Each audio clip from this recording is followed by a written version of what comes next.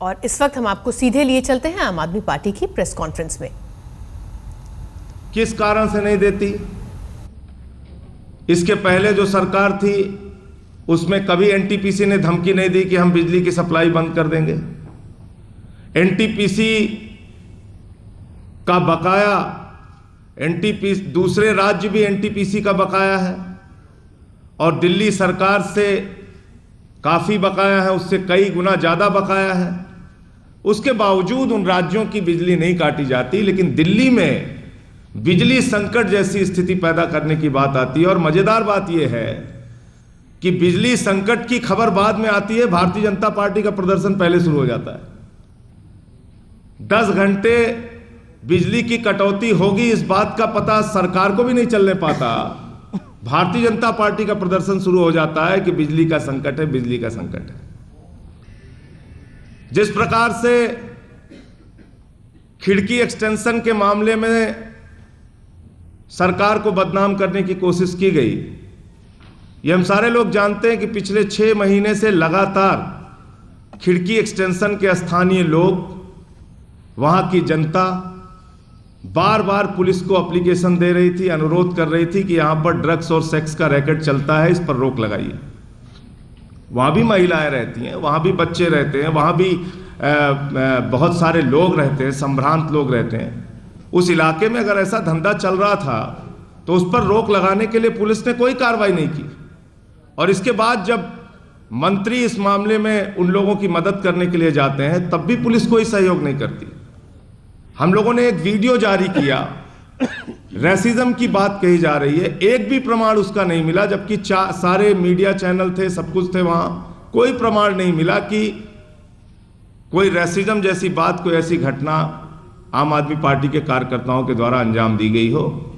लेकिन उसके बावजूद ऐसा दुष्प्रचार किया जा रहा है।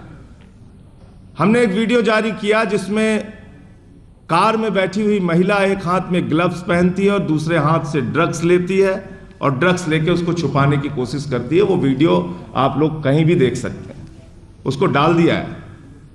मैं नहीं समझना चाहता, मैं ये समझना चाह रहा हूं कि अगर ड्रग्स जैसे घिनौने धंधे में कोई भी शामिल हो, चाहे वो हिंदुस्तान की महिला हो या विदेशी महिला हो, यहां का पुरुष हो या बाहर का पुरुष हो, उसके साथ हमको किस प्रकार का बर्ताव करना चाहिए? क्या कानून अपना काम नहीं करेगा?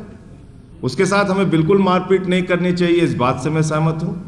लेकिन क्या कानून के तहत उस पर कार्रवाई नहीं होनी चाहिए? और महिलाओं के सम्मान का प्रश्न उठाया जा रहा है। आम आदमी पार्टी ने, दामिनी का कांड हुआ तो हमारे कार्यकर्ताओं पर 302 का मुकदमा लिखा गया। गुड़िया का कांड हुआ तो हमारे कार्यकर्ताओं को बुरी तरीके से लाठियों से पीटा गया।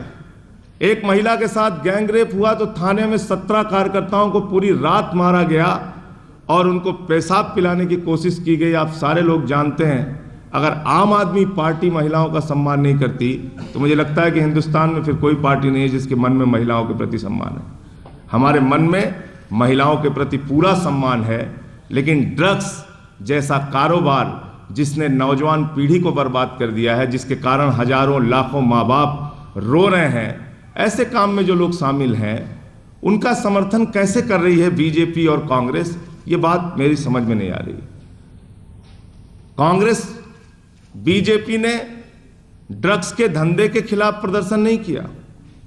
ड्रग्स और सेक्स का रैकेट चल रहा था, उसके लिए अरुण जेटली ने वहां के स्थानीय जनता के पक्ष में ब्लॉग नहीं लिखा, लेकिन पुलिस के पक्ष में ब्लॉग लिखने के लिए आ गए।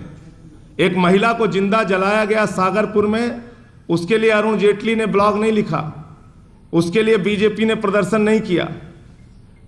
डैनिश महिला का गैंग रेप हुआ, बीजेपी ने प्रदर्शन नहीं किया, उसके लिए कोई ब्लॉग नहीं लिखा अरुण जेटली जी ने। लेकिन जब इस मामले में सरकार कोई कार्रवाई करती है तो सरकार के खिलाफ प्रदर्शन करने के लिए भारतीय जनता पार्टी सड़कों पर उतर आ रही है। इसका मतलब साफ है कि भारतीय जनता पार्टी आम आदमी पार्टी की बढ़ती हुई लोकप्रियता से बौखलाई हुई है, घबराई हुई है। 30 दिन में हिंदुस्तान की आज़ादी के बाद से लेकर आज तक किसी भी सरकार ने इतना काम नहीं किया जितना काम आम आदमी पार्टी की सरकार ने किया है। हमने बिजली का दाम आधा करने की बात कही थी, वो किया। पार्टी सरकार ने पार्टी की सरकार ने पानी को मुफ्त देने की बात कही थी, वो किया। एफडीआई इन रिटेल व्यापारियों के हित में रोकने की बात कही थी, वो किया। वीआईपी कल्चर लाल बत्ती खत्म करने की बात कही थी, वो किया। 5,500 ऑटो वालों को लाइसेंस जारी करने की बात कही गई थी, वो किया। भ्रष्टाचार को रोकने के लिए पूरे दिल्ली के अंदर हेल्पलाइन जारी की गई, जिसमें 800 कर्मचारियों का जल बोर्ड में तबादला हुआ, 3 की गिरफ्तारी हुई, निलंबन की कार्रवाई हुई। आज कार्यालयों में लोग रिश्वत लेते हुए डर रहे हैं। ये दिल्ली सरकार की उपलब्धि है। लेकिन उसके बावजूद वैट के सरलीकरण की बात हुई, लोकपाल पर आज कैबिनेट में चर्चा हो रही है, वो पास होने की बात है।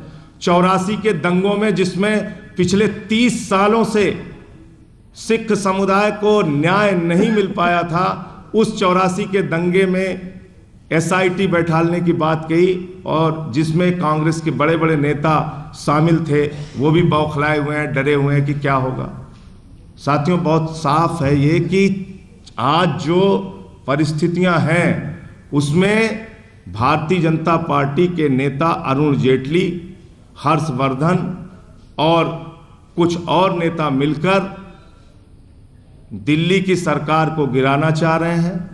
और कल जो बिन्नी और 3 विधायकों का खेल हुआ है, उसके बाद हमारे भी कुछ विधायकों से संपर्क करने की कोशिश की गई, हमारे भी कुछ लोगों से संपर्क करने की कोशिश की गई कि आपको ये पद दे दिया जाएगा, इतना रुपया दे दिया जाएगा। उसके बारे में अभी मदन लाल जी आपको विस्तार से बताएंगे। हम लोगों के पास खुफिया सूत्रों की भी जानकारी है, पुख्ता जानकारी है इस बात की कि अरुण जेटली आने वाले दिनों में कुछ अपने मीडिया के सहयोगियों के साथ मिलकर सरकार को बदनाम करने की कोशिश करेंगे। कहीं सड़क के गड्ढे दिखाए जाएंगे, कहीं पर सरकार को बदनाम करने के लिए तमाम हथकंडे अपनाए जाएंगे। ये सारी कार्रवाई आने वाले दिनों में अरुण जेटली एक षड्यंत्र के तहत करने वाले हैं। कल नरेंद्र मोदी जी ने एक बयान दिया मेरठ में कि दिल्ली के अंदर अफ्रीका के नागरिक सुरक्षित नहीं हैं।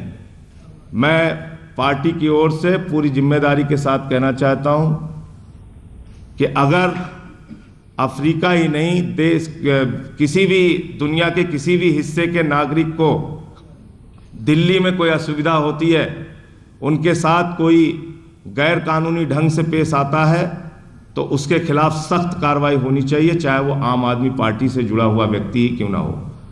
लेकिन नरेंद्र मोदी को यह भी बताना चाहिए कि पूरे देश के अंदर बांग्लादेशियों के खिलाफ, नफरत फैलाने वालों के खिलाफ क्या कार्रवाई होनी चाहिए। नरेंद्र मोदी को यह भी बताना चाहिए कि गोवा में नाइजीरिया के नागरिकों के साथ जिस तरीके से मारपीट की घटना हुई थी और सरकार ने जो खुले तौर पर वहां पर उन लोगों को भगाने का काम किया, उसमें क्या कार्रवाई होनी चाहिए उनकी खुद की सरकार के खिलाफ। तो इसका मतलब ये 66 साल के बाद पहली बार जो देश के आम आदमी में उम्मीद जगी है, भारतीय जनता पार्टी उस उम्मीद को कुचलना चाहती है। भारतीय जनता पार्टी इस सरकार को गिराना चाहती है और ये चाहती है कि हमारा प्रयास रुक जाए।